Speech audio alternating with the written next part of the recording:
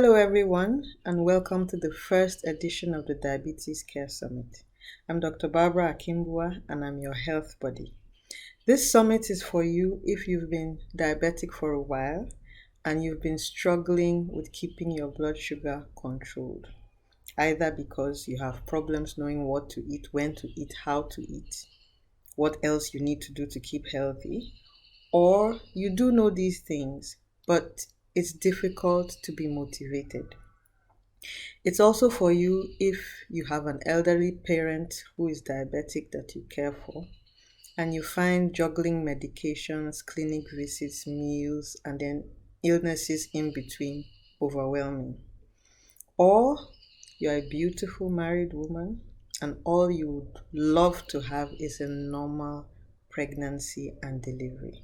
And instead, you keep having miscarriages and stillbirths as a result of complications of diabetes. Or it could be your husband. He is the one who's diabetic. And during sex, you have problems. It's either most of the time he can't get it up, or he has other problems while you're having action. It's also for you if you're a health enthusiast and you believe that prevention is cheaper and better than cure.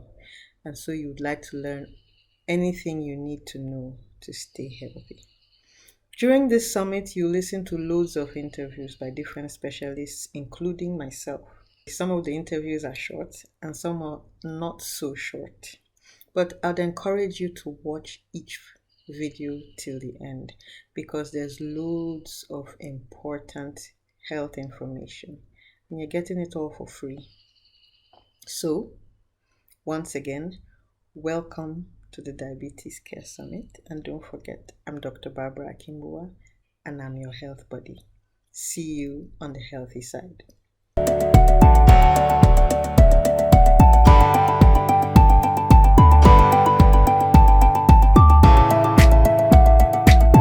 Today we'll be talking about a very important topic. We're going to be discussing cancer treatment and diabetes. In our environment, the rates of cancer has been increasing, just as the rates of diabetes has been increasing. And sometimes, unfortunately, people with diabetes have to undergo cancer treatment as well. It's important to understand not just what's going on with diabetes, but also what is going on when you need to have cancer treatment. And so to help us understand, not fear, and be able to overcome, I'm going to be discussing with a colleague that I respect a lot and who I know is going to do justice to this topic. I'm going to allow her to introduce herself and tell us what she does, and we'll take it from there. Okay. Thank you so much, Barbara, for inviting me to speak on this very important topic. My name is Dr. Malola Salako. I'm a consultant clinical oncologist and a lecturer at the College of Medicine, University of Lagos. It's a pleasure to be with you all today.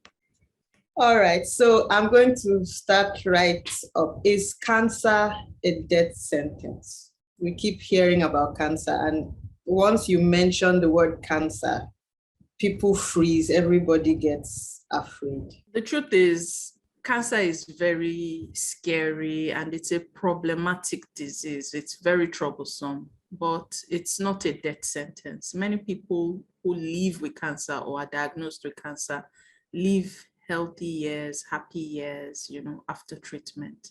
There are many people who are surviving cancer today around the world, and especially in Nigeria. After a cancer diagnosis, they live to ripe old age. So cancer is not a death sentence. That's very comforting. So are there cancers that are curable? Yeah, absolutely. About 30% of cancers are curable.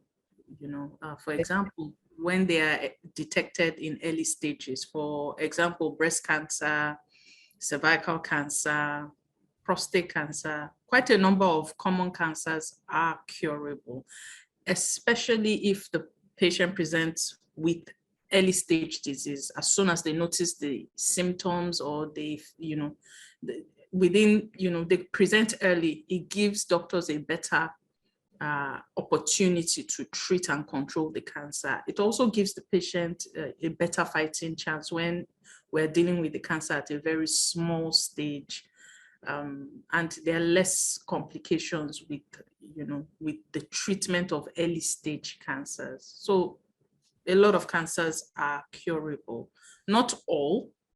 There are some cancers that, it's not curable because research and science has not found, ways of curing these cancers. But the very common cancers have, a very strong potential for cure. And it's dependent on many things: presenting early to the hospital, starting treatment early, being able to afford treatment, having an experienced team to treat the cancer.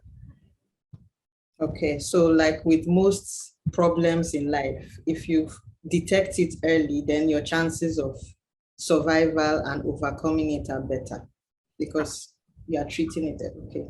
So are there cancers that are preventable? Oh, yes. Again, another good news. Yeah. Yeah, as problematic as cancer is, the good thing is some of them are preventable. And I think the most common one that is preventable is cervical cancer. And that's a cancer that affects women, the neck of their wombs. It's the second most common cancer in Nigeria. Oh, wow. Yeah, and the reason why it's preventable is because research, science have found out that cervical cancer is caused by a virus called human papilloma virus. And that virus can stay long on the cervix, for 10, 15, 20 years. And while it's on the cervix, it causes a chronic infection, and that can lead to abnormalities on the cervix. So if a woman does her screening, a pap smear or VIA, we can detect those abnormal changes, during the 10 to 20 years gap. Okay. Yeah, so cervical cancer is quite preventable. There are vaccines available for young girls and also young boys. And of course, adults, can also benefit from the vaccine. Other cancers that are preventable are like colorectal cancer. It's caused by, there are many things that cause colorectal cancer, but we know that when you have a diet high in, fat, low in fiber and vegetables, that can, increase the risk of developing certain cancers.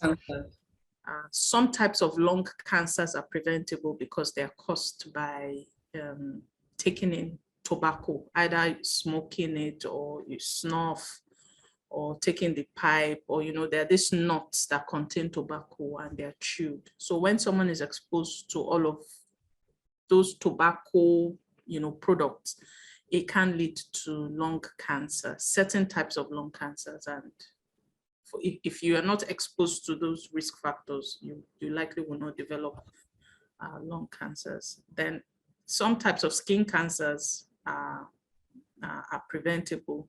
Again, albinos and light-skinned people have lower levels or absence of melanin. And melanin is that thing that makes our skin color brown or dark.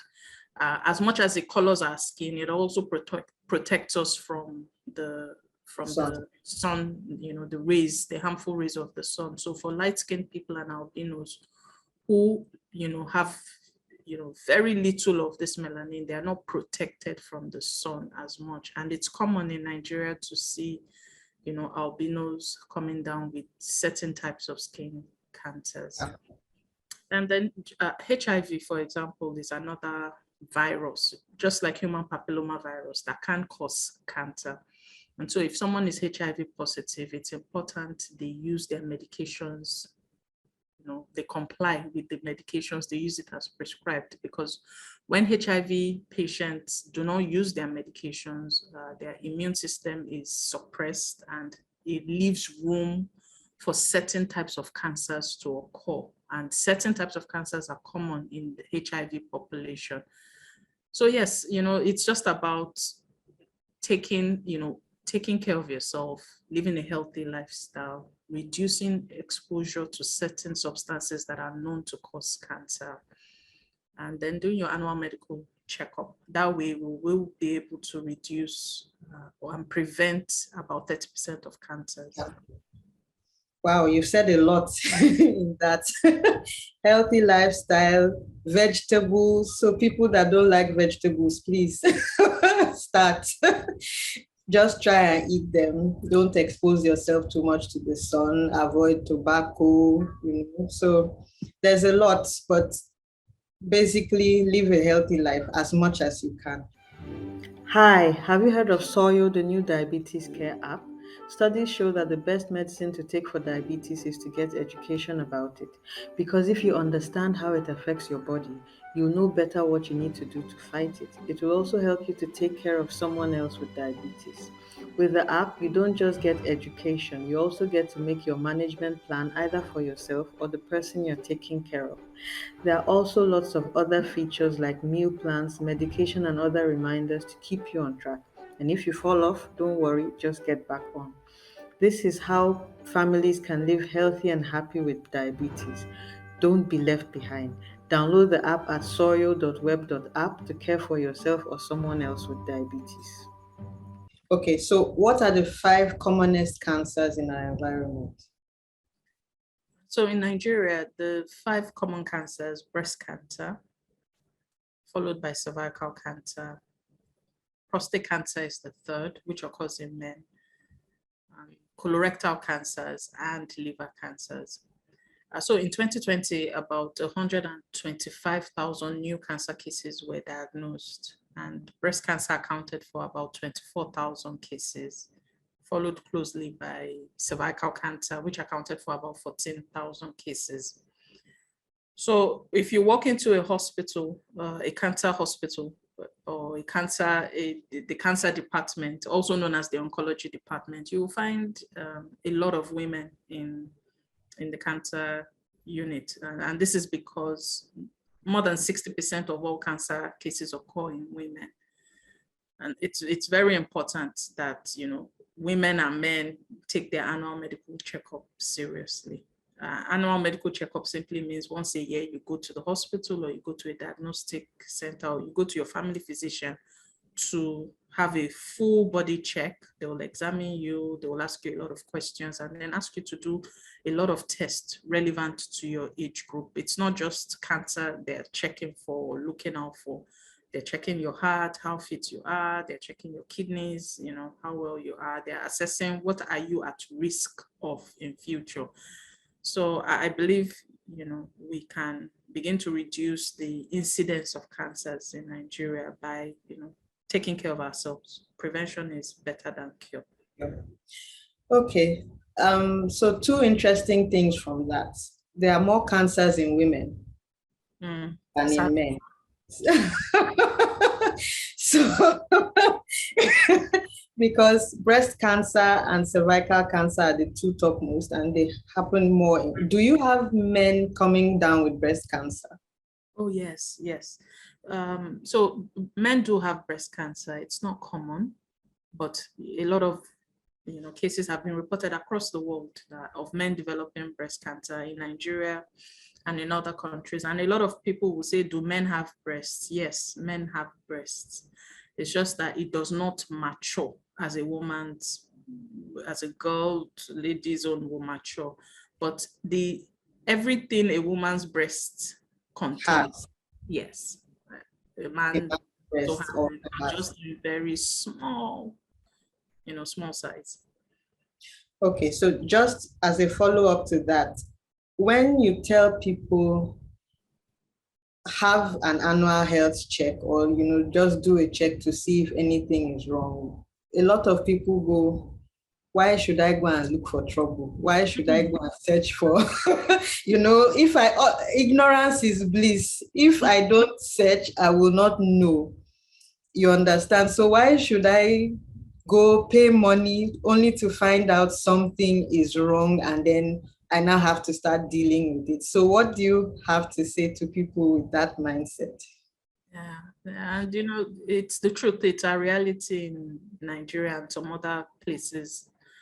I remember once we went to a market to do a community outreach, to go and screen market women and men and all the customers that came into the market. And the lodger, that's like the head of the market. Market women. Yeah. So they had given us approval to screen and everything, but I think she wasn't in the know. She wasn't properly briefed or something had happened. And so she came in, we checked her BP was high. We did the breast examination and the cervical examination. It was, we detected some abnormalities. And next thing, she just got angry and said, "Why are you even in this market? Who gave you permission?" And we were all looking at her that we just screened you. What do you mean? As in, and her reaction was out of fear. That was all. At the end of the day, she said things like, "Oh, why are you checking for what is not missing?" Mm. And so I had to engage and say, "Well, we just screened you. Why are you now saying this? If your results are normal, let's celebrate it. And if they're abnormal, now we can take care of your hypertension. It has not affected your heart. It has not affected your kidneys. We can start you on exercise, some medications, and in future, you will not be battling with the complications." But it didn't go down well with her because it just seemed as if all this while she was fine. It's us and our BP machine that came to give her hypertension. Then we found something in her body. How is she sure we didn't? And she just, flipped the script. So there's that part of fear. I attribute it to fear of the unknown, not wanting to, know what you should know. It's our body has been created by a super being, a higher power, whether you're Christian or Muslim. It's our responsibility to take care of our body while on earth. And whilst we pray for good health, it's also our responsibility to prevent certain illnesses that we can prevent. And if something occurs, then we should take care of it. So I just assume that when people behave that way, it's fear of the unknown, and they also have not been exposed to the benefits. They don't fully understand the importance of prevention being better than cure. But again, it's our responsibility as physicians, and you have a great platform to continue to encourage people to prevent, live a healthy lifestyle.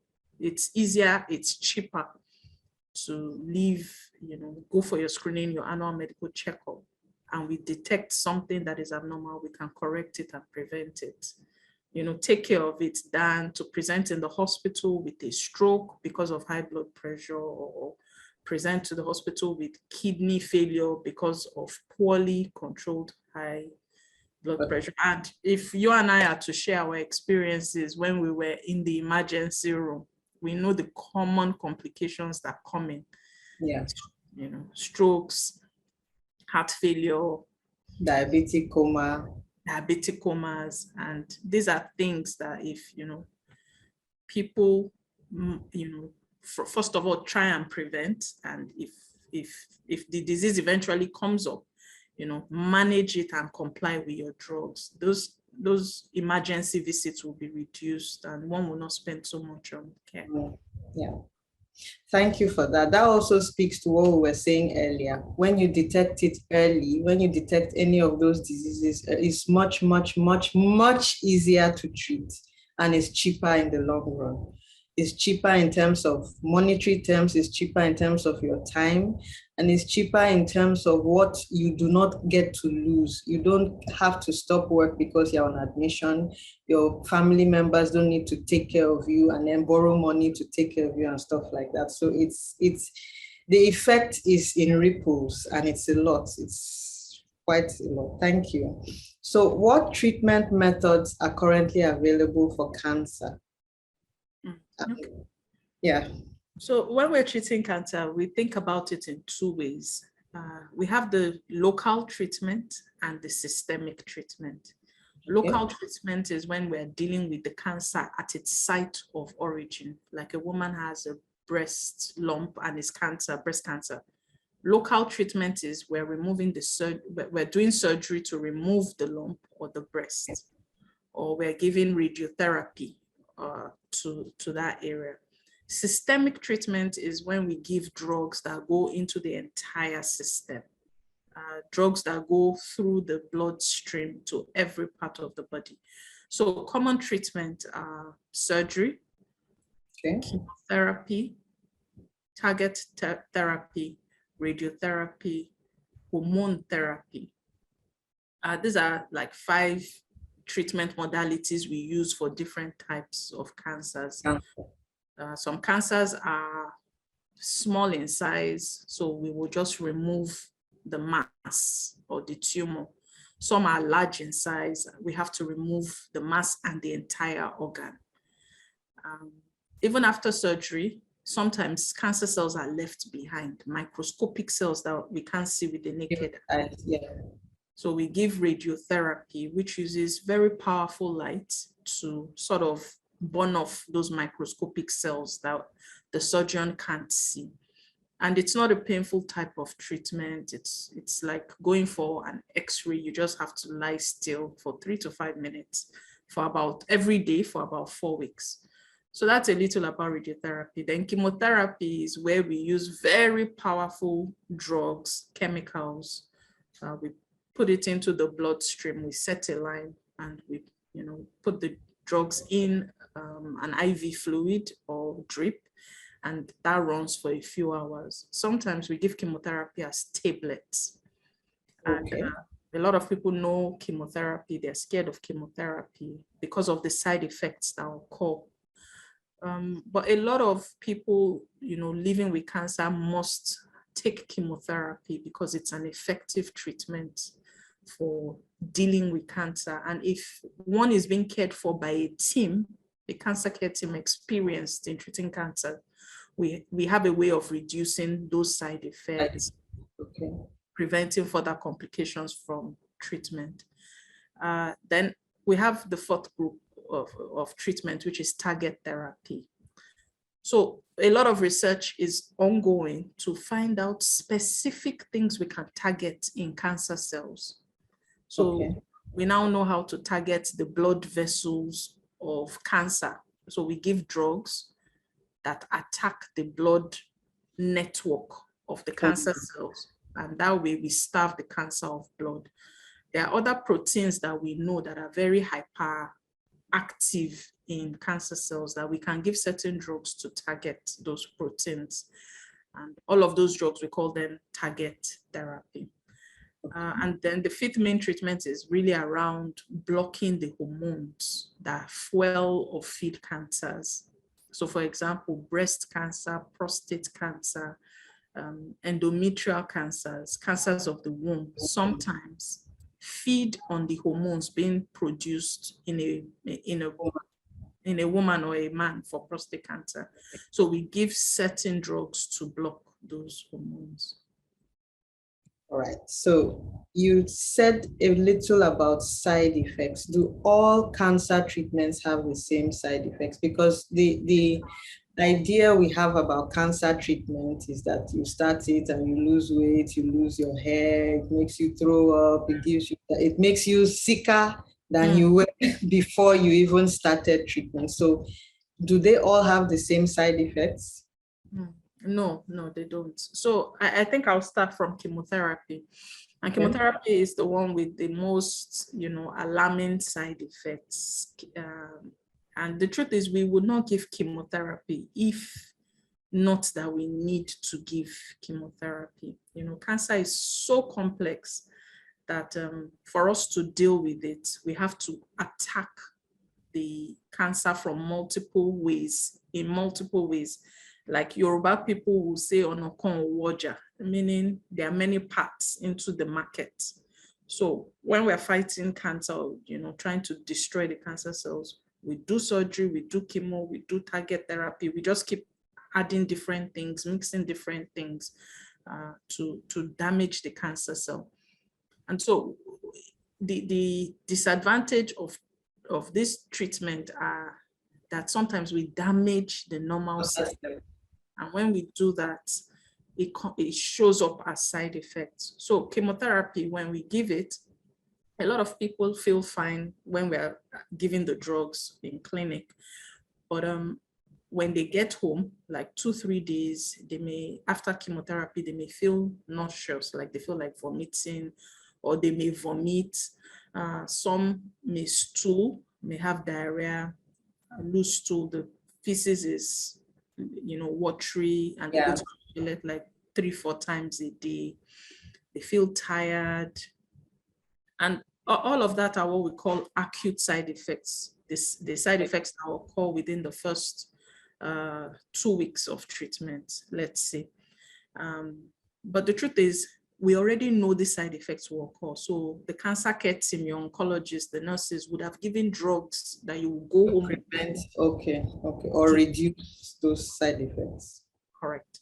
So when we're giving certain types of chemotherapy, we know these drugs may cause diarrhea. Here, these are drugs. If this occurs, use this at home. This may make you feel like vomiting. If it occurs, use this tablet. If you feel a fever, call us. Don't assume it's malaria and start treating for malaria and typhoid. Call us, because sometimes the chemotherapy can reduce the defense, the white blood cells, and that may put the person at risk of developing infections. For surgery is sort of straightforward. We have surgeons who are skilled and dedicated to cancer surgeries. They don't do all types of surgeries. So with this type of surgeons, they have mastered the skill so well that they spend less time operating. Patients lose less blood during operation, and the chances of leaving cancer cells behind is lower. Yeah, so there are certain surgeons who are, trained who are experts. They call them surgical oncologists. Common issues with surgery is, and it depends on which part is being, which part of the body is being cancer. Yeah, so if it's a breast lump being removed, this, other than pain and healing, those are some side effects that may occur with surgery. For surgeries where the breast is removed, there are things called seroma, where water collection, body fluid collection occur after surgery. There may be problems with wound healing. So that's sort of straightforward for surgery side effects. Then for radiotherapy, again, it depends on the part of the body. If it's mouth, the head and neck area, during radiotherapy, a lot of people have mouth sores. Okay. Their skin may get darker, but all of these things, begin to repair and recover once treatment is over. So those are just like the immediate side effects that may occur with many of the treatment. But we also know that many months after, some people have what we call subacute side effects. And many years later, some people have late side effects. But again, if you are being managed by a skilled cancer care team, they will ask you to see them, frequently, every 4 months, once a year. And they'll keep examining, checking you that you are not developing those side effects. If you are, they'll, intervene and take care of it. All right. So, how does cancer treatment affect diabetes? How does diabetes affect cancer treatment? We've gotten there now. Yes, we have.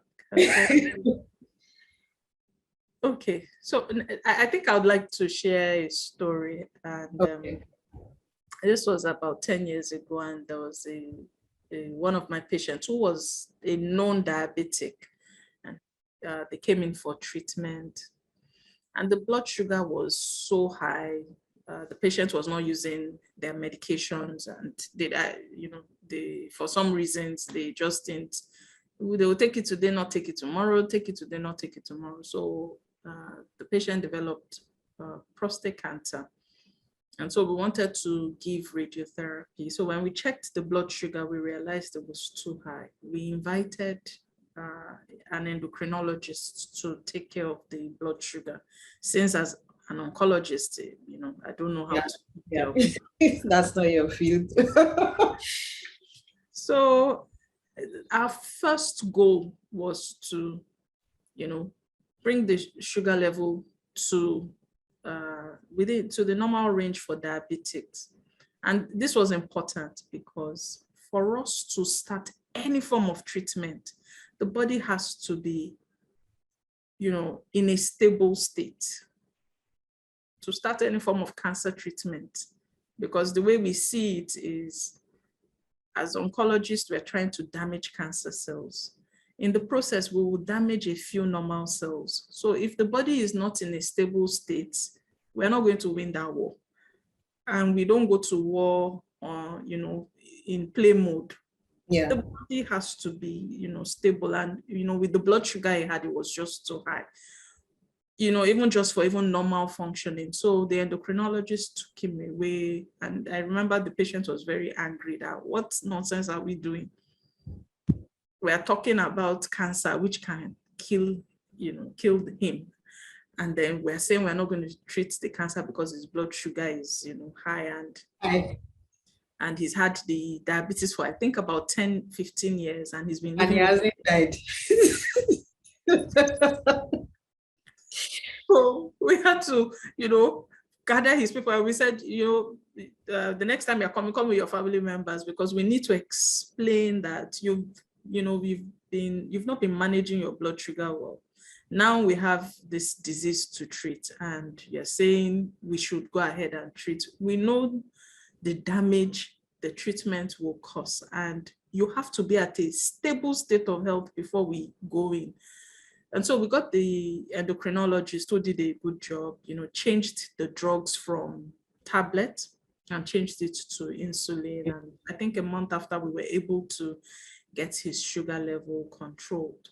So when we think of diabetes and cancer, the first thing that comes to my mind is we have to make the patient optimal, because now we have two stubborn diseases to treat, and they have a way of affecting each other. And they affect each other sort of negatively. So there's certain, when someone is diabetic, the blood sugar is so high, and the body is struggling to control, how would I put it? And Barbara, you'll do a better Trying job. to adjust with that. Yeah. So the body is already fighting one war. Yeah. And then there's this other war that has come up. Yeah. And here is cancer that likes to thrive in an unstable state. So there's a lot of inflammation going on. There's a lot of products being produced. I don't want to start naming proteins and, Yeah.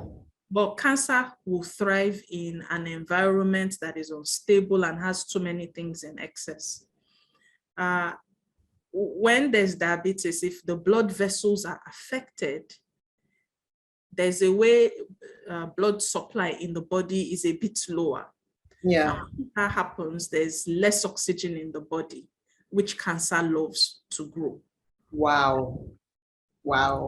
So the earlier we bring down the sugar in a reasonable manner, we can't crash it, then the body has more oxygen, is able to operate normally the way it should. And then we move in with our treatment, and we are monitoring closely the blood sugar level as we are giving chemo, because again, some chemotherapy agents are known to take the blood sugar up. Oh. So usually when we see a patient with cancer, our antennas are like, okay, we have to be on double guard, because our drugs can increase the blood sugar. The patient may not respond as well as we want to our drugs. The patient may come down with more side effects. So because they are diabetic.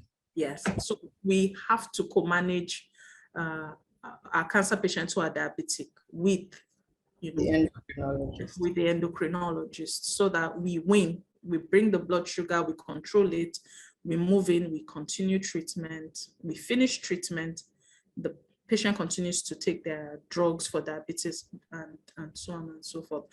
And I remember it was such a concern for me back then. I wrote a paper about it. And I noticed that, if we have 100 cancer patients, at least 30 of them will have another Or another comorbidity, another disease like hypertension, diabetes. And hypertension is the most common common. comorbidity that occurs with cancer patients, followed closely by diabetes.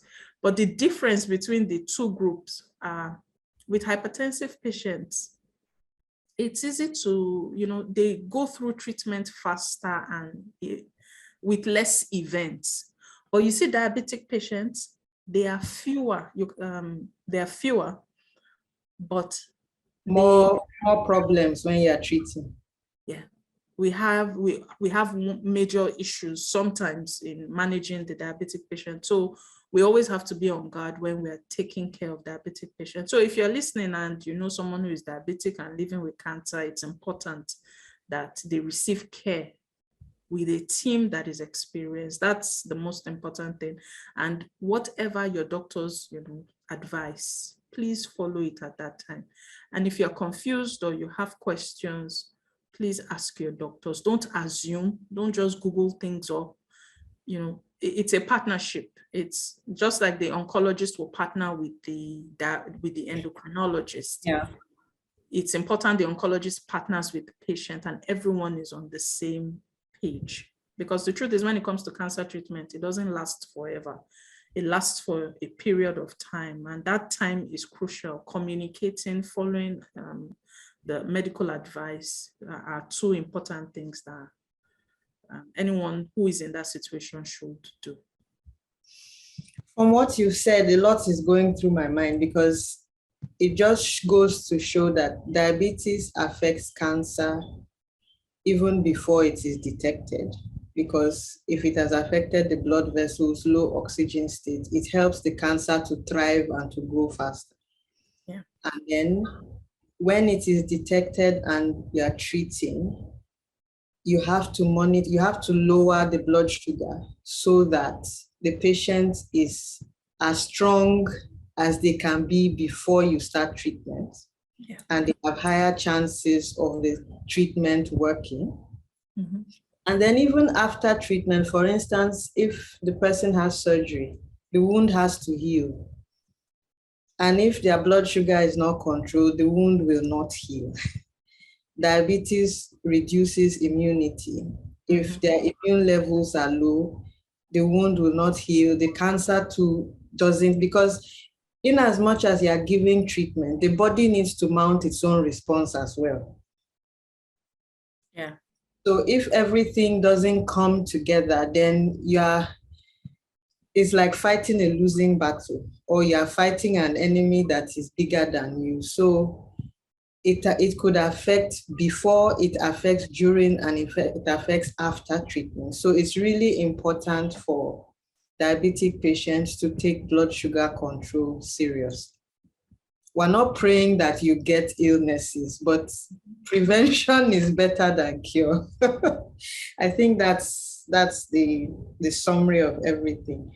So what can patients, I know you've said a little, you've talked a little to that, but what can patients do to help you give them the best care? Please say that again. What can diabetic patients do to help oncologists give them the best of care? So a diabetic patient has cancer, is going to be managed by the diabetes team, the oncology team. What can they do? What are the things they should do? The first thing would be to follow medical advice. The goal is to, reduce the blood sugar level, and whatever your doctors have advised, please adhere to it. Of course, the second will be, there's always the part you play. in taking care of yourself. Because if you come to the clinic, maybe you'll spend an hour or two, but you once you're out of the clinic, you spend most of the time with yourself. So what you eat, your exercise, you have a role in taking care of yourself and lowering your blood sugar. And drugs will help, but there's also a part for healthy living, adhering to the diet type, reducing sugar, refined products, exercising. So take care of yourself. You're a partner in this. The third thing will be, if there's cancer, it's usually very troublesome, when one is diagnosed with cancer.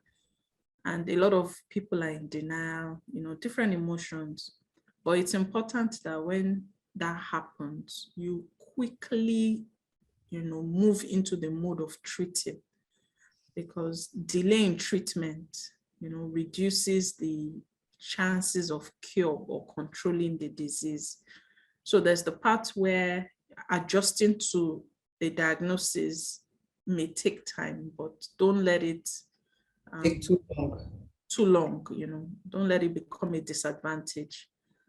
The fourth thing will be around getting support. It gets overwhelming. Already people are complaining that I'm using medications every day, or I have to jab myself every day, and now you're telling me to come to the hospital, whatever. What I tend to advise my patients is, cancer is a storm, and storms don't last forever. You'll never forget a storm if you experience one. It scares the hell out of you. A lot of people, once they hear they have cancer, they give up. Yeah. They are so scared, all types of, they start going up and down, doing the things they shouldn't do. So I would say get support. And support means find those people, within your network, your family, work, just a few people who will be there for you, who will support you when you feel weak or down. Also, you need financial support, because being on medications monthly, and then cancer care is very expensive. You need to get financial support. And a lot of people get support from different areas. Their personal funds, funds donated by family, loved ones. Some NGOs are able to support. Religious institutions like churches and mosques support their members, and some people go online to raise funds. So get support, whatever works for you. Sort of have an idea how much your care will cost for the next 1 year, and try and raise the funds so that you can start and complete treatment as soon as you can. So financial support and raising funds, to get your care is the fourth point. And the fifth point is just look up to a higher being, whatever your denomination is, your spirituality, Christian, Muslim, traditional. Sometimes the storms are so scary that you have to hold on to something higher than yourself. And, that will take you through that trying period. And when you come out of that trying period, you're grateful for your support system, for believing in yourself, and, for the higher being that has taken care of you thus far. Thank you. So I'm happy you spoke about holding on to a higher being, because from what you've said, there is a role for religion, but there's also a role, or there's a role for faith, but there's also a role for treatment. So one doesn't work without the other, they work together. Yeah. Because a lot of the time we see people that will say, that is your report, or that is your own diagnosis. I am going to the prayer house. Yes. I've had lots of patients tell me that is your own diagnosis. I reject it. I am going to pray about it, and I will come back and show you my miracle. And it doesn't always turn out for good. Mm-hmm. I remember one day a patient, I had to break the news, that he had cancer a third time. So he had been diagnosed, and they had told him, he said it's not his portion. He left, went to another place. He said it's not his portion. So when he walked into my clinic, I think maybe because I looked young, he was like, "Doctor, I don't want to hear any bad news from you." And I'm like, "Okay." So we sat down, we looked at all the documentations, and I said, "Sir, what do you think it is?" He said, "He doesn't know. Maybe it's tuberculosis." I said, "But you know, I didn't go to school of tuberculosis. You know, I'm an oncologist. So how do you want me to break this news to you? Because I'll be the third person telling Yeah. you." And so we called in the psychologist, who was on standby because we already had assessed that he was just in full denial, which is an expected emotion with Yeah. cancer. Yeah. And, we got around it. We talked. He took the paper. He looked at the name. He said, "Maybe they made mistake on this paper. It's not my name, And, you know, Wow. but yeah, it's important to have faith. It's important to follow medical advice, because at the end of the day, it's still a higher being that has put all humans on earth to do good, and treatment is good. And the knowledge that the doctors have is from God, it's not from the devil. Correct. Yes, that is the truth. So we've talked about the patient. You've talked a little to what family members and other people can do, but I'd like you to expatiate on that, because it's like you've described it, it's a storm. And in Africa, we are close knit with our families. Most times when patients come to the hospital, they come with a family member. Mm-hmm. What can family members do to help? Yeah. So, Barbara, the truth is, I don't know about you, but I have taken care of, loved ones with cancer and other conditions. And I can tell you for sure that it's, these situations test the family. Yes. You will see the family members that will run away. Some will say he has brought disgrace to the family. Some will say, now that he has problem, he was stingy to us, Some will come and say they can't come back the next time because they don't want to see their loved ones in pain. That is exactly when that person needs you. Needs you, yeah. You may not have money to offer, but be there, spend your time. Because again, when people hear these things, they come into the hospital, they hear all this bad news. When they get home, they can't even interpret it or explain it. So sometimes having a family member present as a second ear, someone who is documenting, helps the patient to stay on track of treatment. So if you're a loved one, create time to be with your loved one during their time of need. Be physically present when they're going to the clinic. Find a way of rotating it amongst few family members. If they're going this week, go with them. Another person should go next week. Set up a WhatsApp group so that you can discuss the person's case progressively, not from a place of pity. Yeah. See what is happening to what am I going to Translate, please. That is Yoruba. So people just come with drama into the clinic, and sometimes you have to chase them out. Like, you are not supporting this woman, or you're not supporting this man out. You as a family member, don't bring your personal issues into the clinic. Yeah. This person is fighting for their life. Be there. Be an Iroko tree. Don't be support. Yeah, don't be there. You look like you are there, and then when the person rests on you, everybody falls down together. So, some people will come into the clinic and they will start saying, is this thing transmittable? This cancer. So, you have to educate them and say, no, it's not transmittable. Da, da, da. So if you're taking care of a loved one, first thing to know is that cancer, diabetes is not transmittable, is not infectious. So you can care for the person as much as as they require. Be there, be physically present with them. Have create a support system for the person. If the person goes to work and wants to continue going to work, and they can't go to work when patients are on treatment, they can't go to work depending on the amount of work. Create a support system, someone who can pick them, someone who can drop them off, someone who can, follow them to the hospital for visits. be physically present when they need you to be, especially for hospital visits. Understand the cost of care. It's always expensive. And Barbara, I don't know how much diabetics drugs cost in a month. I don't know. Maybe Depends. Depends. There are expensive ones, there are cheap ones. There are those that are not available here. So So just, have an idea how much care will cost and understand if the person can afford it. If they can, then that's fine. If they can't, think of how you can support the person with maybe 30% of the cost of care, or, the whole cost of care. You want to be sure the person is going to finish treatment. If it's a woman, a mother, how she's going to care for her children, do school runs, pick up, and all of that.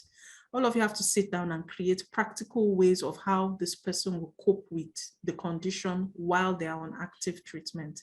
Sometimes some people require extra help, and so they may need to employ nanny, nurses, like nurses that will visit, doctors that will visit. So, that's some area you can help. And then as you care for someone living with cancer or diabetes, you also have to take care of yourself. You have to take breaks so that you don't burn out, yeah. And of course, be the person's support system when they are scared, because those moments will come. Give them positive words of affirmation. Yeah, I think Nigerians and Africans already know what to do. It's, do you want to do it? I'm happy with what you've said, because from what you've said, what family members can contribute is not just financial. It's because in as much as a person with diabetes and cancer needs help with their treatment, they also have a life that they are currently living. They might have a spouse, they might have children, they might have a job, they live in a home. So everything they need to do around that life is still there. They need to eat, their houses need cleaning, their children need to go to school, their children need to be dropped off, picked up, stuff like that. They need to go to work. So even if you can't give money, you can even cook meals and take. You can organize to do their laundry. You can help with clean. So there's a lot. It just needs getting together, sitting down. What needs to be done? Where can I help? When can I help? So that you reduce the burden on the person and on the immediate family. So don't run away because you've heard that it is going to cost 10 million, or they need 6 million, or they need 5 million, and you're like, you cannot donate even 500,000. No. Just the fact that you are present and you help, it boosts, it helps with the person's psychological well-being, which is very important at times like this. Yeah. And money can't buy that psychological support. No, it can't. So we've come to the final question. What if there was one piece of advice you give anyone with diabetes who has to have cancer treatment? What would it be? So I'll come from it from not a medical angle. I will say, do whatever you have to do to fulfill your purpose. As in, dealing with cancer, dealing with diabetes is not your purpose. It's an obstacle. So whatever you have to do, do it so that you can fulfill your purpose. I like that. Simple and straightforward, right to the point.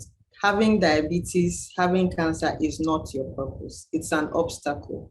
And there's a lesson in that obstacle that you need to learn to help you fulfill your purpose. So do what you need to do.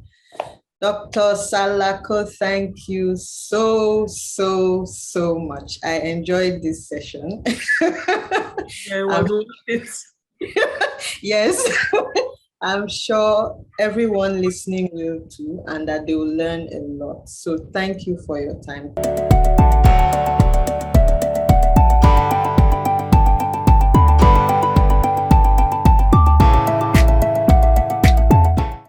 I'm glad you took my advice and watched the video till the end, and I hope you learned a thing or two. So don't forget, Watch the next videos because there's still lots of information that will be really beneficial to you. Don't forget soil.web.app. Download it now. See you in the next video. Bye.